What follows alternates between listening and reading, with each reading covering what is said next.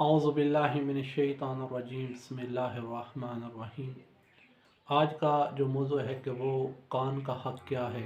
امام زین العابدین علیہ الصلوۃ والسلام فرماتے ہیں کہ کان کا حق یہ ہے کہ اسے غیبت سننے سے پاک رکھا جائے، اور معصوم فرماتے ہیں کہ جس چیز کو اللہ نے روکا ہے وہ کانوں سے نہیں سننی چاہیے۔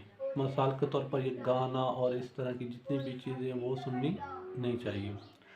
معصوم علیہ الصلوۃ والسلام فرماتے ہیں کہ کان دل کا دروازہ ہے، جو بھی آپ کان سے جو چیز بھی سنیں گے وہی آپ کے دل میں ہوگی۔ اب یہ دل چاہے اس کو منفی بنا دے یا مثبت بنا دے۔ اکثر اوقات یہی ہوتا ہے کہ اگر ہم کان سے کوئی گانا سنتے تو ہمارے دل میں وہی، اور جو گانا ہوتا ہے وہ زنا کی سیڑھی ہے۔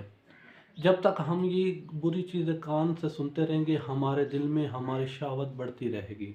اگر ہم کان سے پاک چیزیں سنیں گے، قرآن پاک کی تلاوت سنیں گے اور کچھ فرمان معصوم علیہ السلام کی کچھ اچھی باتیں سنیں گے تو ہمارا دل بھی پاک رہے گا۔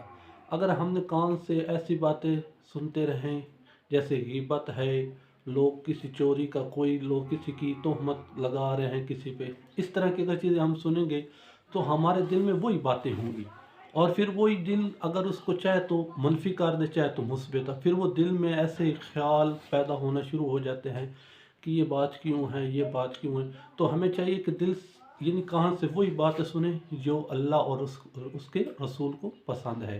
اللہ ہمیں اس کان سے اچھی باتیں اور جو اللہ اور اس کے رسول کو رحمت علیہ السلام کو پسند ہے وہ باتیں سننے کی توفیق عطا فرمائے۔ والسلام علیکم ورحمۃ اللہ وبرکاتہ۔